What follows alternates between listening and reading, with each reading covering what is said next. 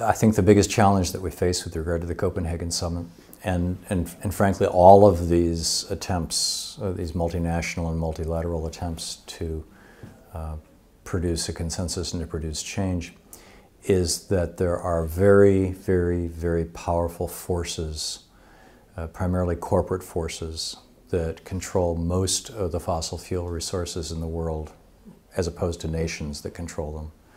And those forces in many, certainly, of the advanced democracies of the world have actually seized so much power that they functionally control the governments. I don't think it's going to solve our problems. It's part of the solution in that it helps wake people up, but it's not a panacea. So over the short term, I think that the first step we have to do is wake people up to that.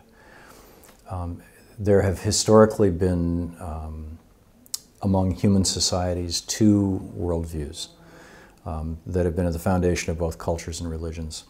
One is the old, sometimes referred to as the pagan worldview, or the animist worldview, or the Aboriginal indigenous worldview, that everything's alive, everything's sacred, everything has its own spirit, everything, and that my spirit interacts with the spirit of the cloud, and the spirit of the tree, and the spirit of the food, and the spirit of the deer that I'm going to eat, and everything is all together.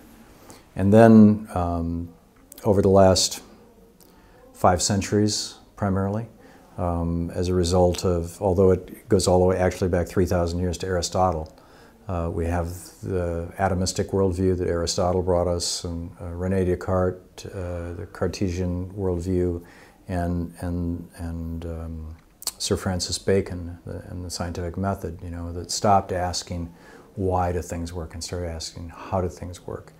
And as a consequence of that, we began to separate ourselves from everything around us and put our gods in a box that we visit every Sunday and no longer see our divinity in the rest of the world, and view the world as a machine, as this Cartesian machine. And that worldview is killing us.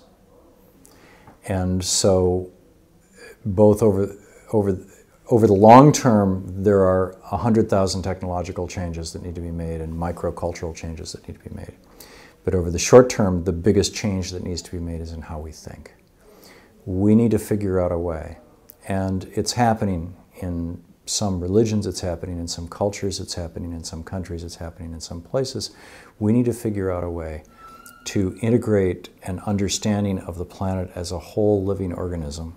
James Lovelock began this with the Gaia hypothesis, which is just a modern version of ancient animism. And to integrate that with our technological knowledge, which is real, we can't abandon, we can't walk away from, and bring these things together. If we fail to do this, then all we're doing is working around the edges and it won't succeed.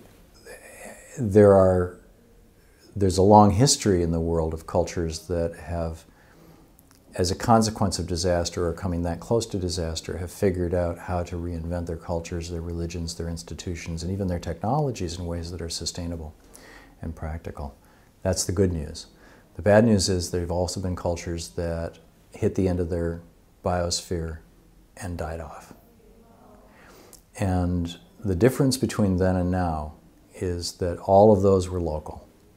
There was always another culture down the road, there was always another place to go, even if all the people, even if all the Anastasi died in the Southwest because of unsustainable farming practices and a drought.